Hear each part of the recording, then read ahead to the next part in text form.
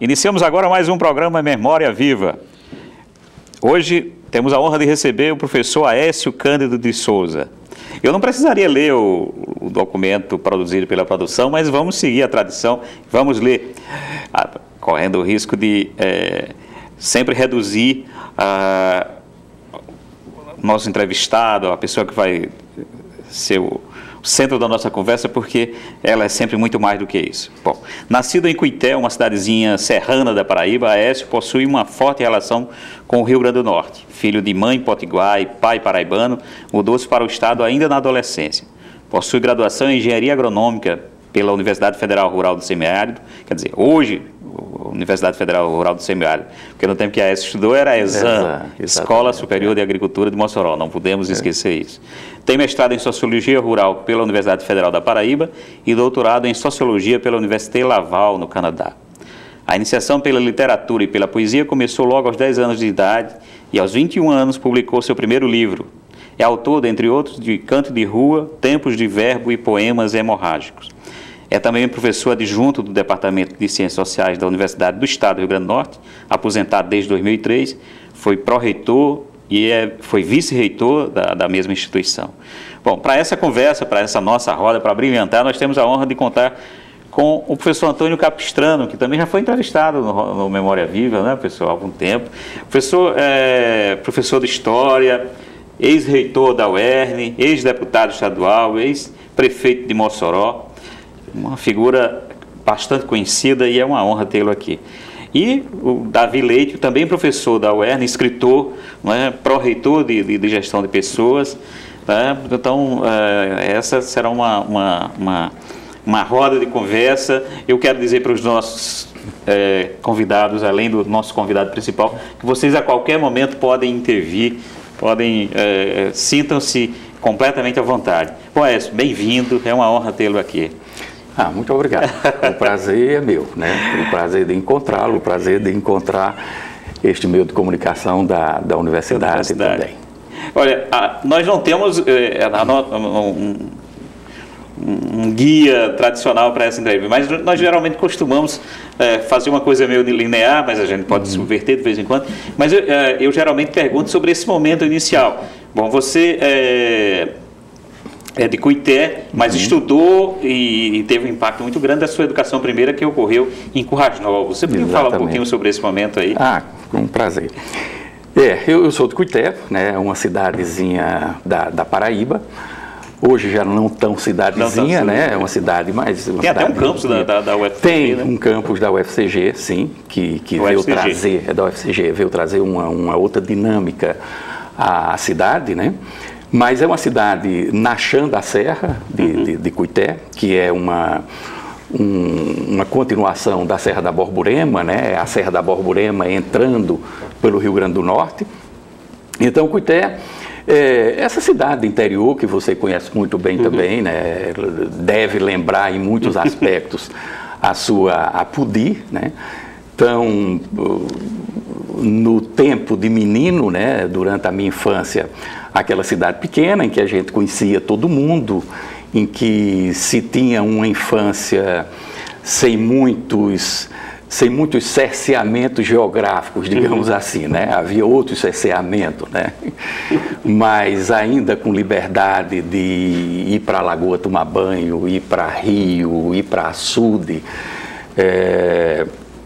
caçar passarinho, essa coisa toda, né? Que hoje isso, mesmo lá, já não existe, né? Infelizmente, a infância hoje é mais vigiada, né? Muito mais vigiada. Já não se tem essa confiança, essa tranquilidade de espírito de deixar filhos andarem pela cidade inteira, né?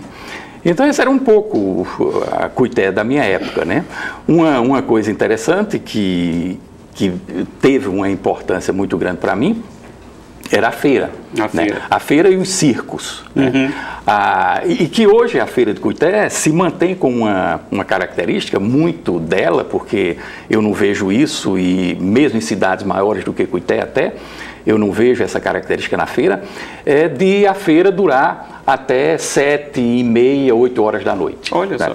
Começa muito cedo, 4h30, 5 horas da manhã, e vai até a noitinha, né? Acho muito interessante, né? Isso, em Mossoró, por exemplo, eu vivi 40 anos em Mossoró. Mossoró não tem feira, né? Quer dizer, a feira, na verdade, é diária, né? E alguns mercados nos bairros, mas também diário, né? E em torno de Mossoró também não tem muito essa tradição da feira semanal, né? Então, isso me marcou muito, né? E como Mossoró, como Cuité, era uma cidade na divisa, né?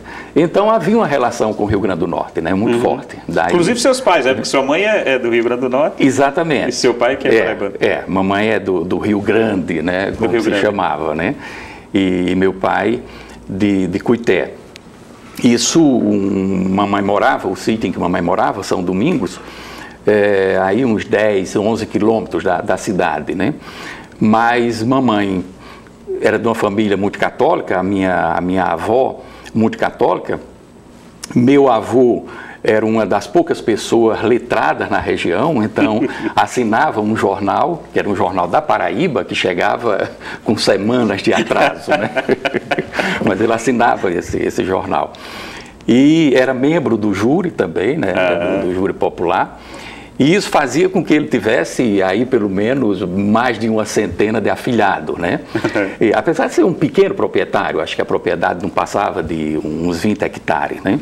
Mas um tipo de propriedade também muito característico lá da região e característico da propriedade camponesa brasileira, né? Que vigorou talvez até aí no comecinho dos anos 60.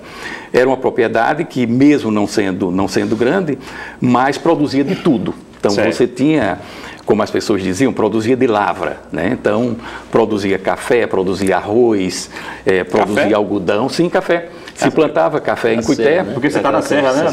Você está na serra. Se produzia café, agora à sombra do cajueiro. Então, você plantava na sombra do cajueiro. Depois dos anos 70, começaram a fazer algumas pesquisas, no caso a ANCAR, que depois virou Emater, com algumas variedades de café para plantio no campo, né? A descoberto.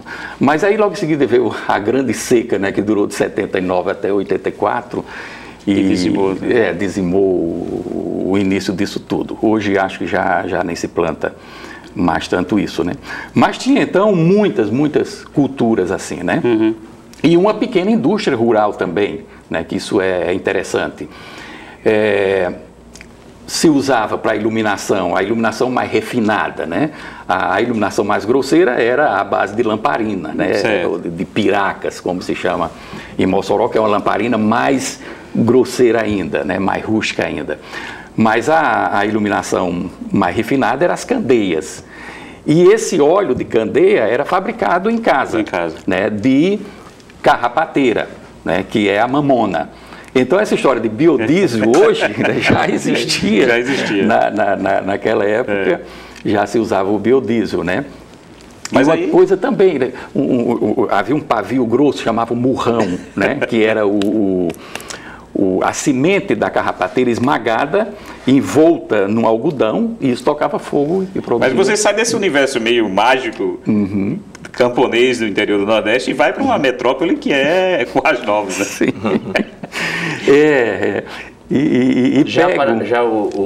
O ensino agrícola já vai... Ensino agrícola, tá, porque exatamente. O antigo primário você faz em... Eu faço em Cuité. Inclusive você é da...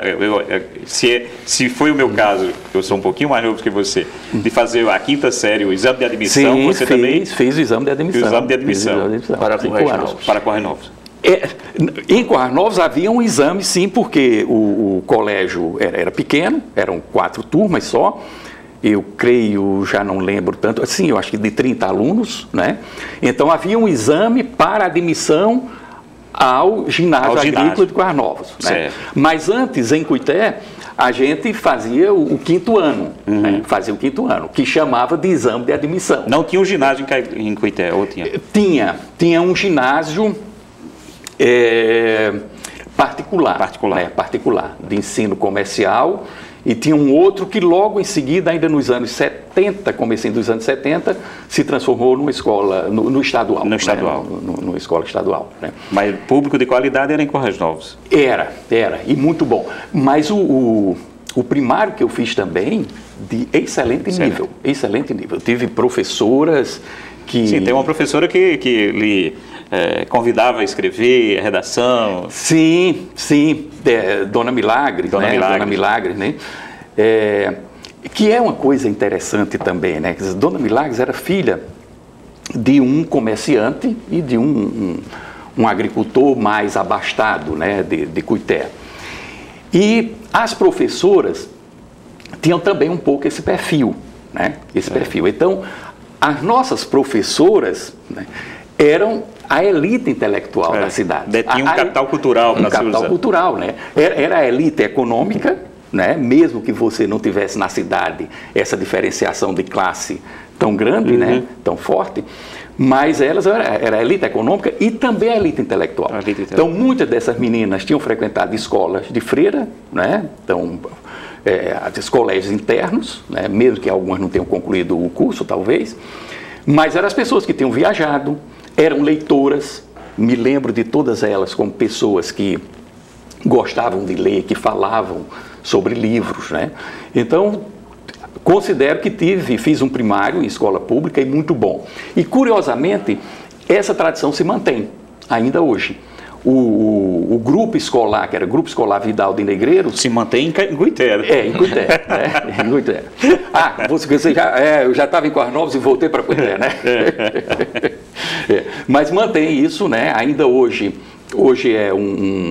tem essa escola, tem o ciclo completo do fundamental, né? Todo o fundamental 1 e fundamental 2, e mantém um nível muito bom, inclusive difícil de entrar porque é uma concorrência grande, né? Mas bom, em Currais Novos, eu peguei Currais Novos ainda durante o auge da Xelita, né? Da mina Brijuí, né? De tudo isso, né?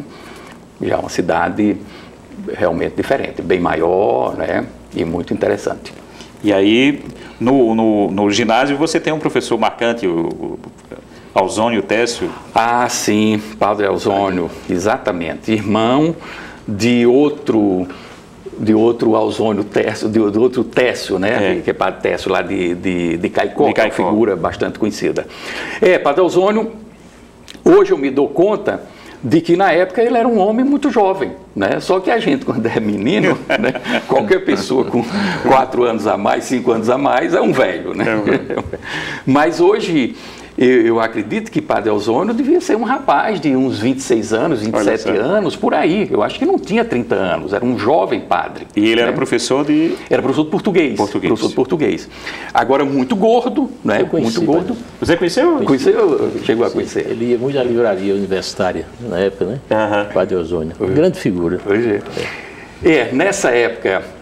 Isso, nós estamos aí anos 68 até 71, foi o período que eu passei no ginásio agrícola de Currais Novos, e a Igreja Católica já estava se modernizando, já era pós-Concílio Vaticano II, né?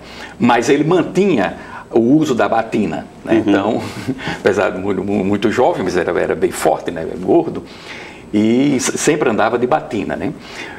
E era interessante porque ele representava um contraste com outro professor de português também, que nos marcou muito, mas que era extremamente tradicional, que era o professor Antônio Quintino, né? E se contavam muitas anedotas sobre o professor Antônio Quintino, né?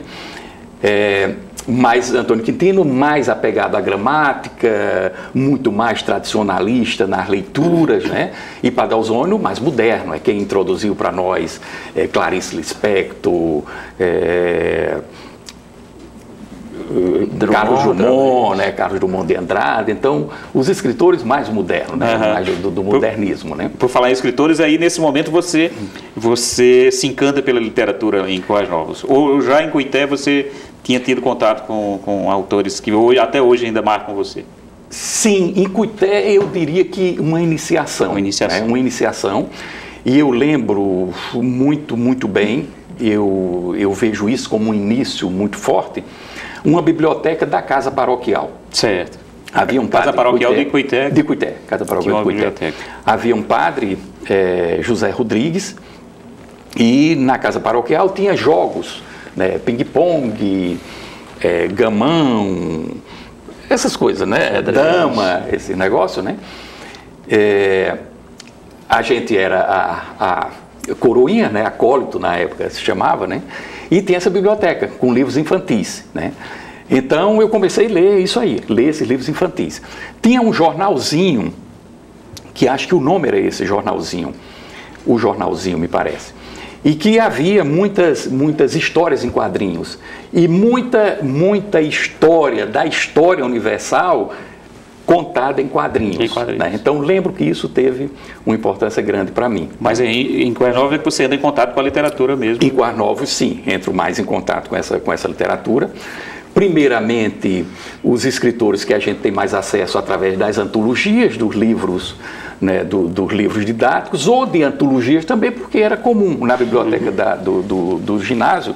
Eu lembro de sempre ter encontrado antologias, né, antologia de poetas românticos, antologia do parnasianismo brasileiro, essa coisa toda, né? Mas desses autores, quem é que você destaca de autor assim?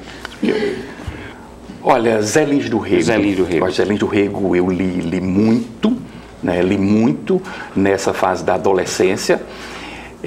Descobri aquela literatura dele, uma literatura até memorialística e bastante picante, né, porque Zé Lins do Rego foi um menino de engenho, de fato, então viveu aquela vida nos engenhos do Brejo paraibano, né, então reconta isso.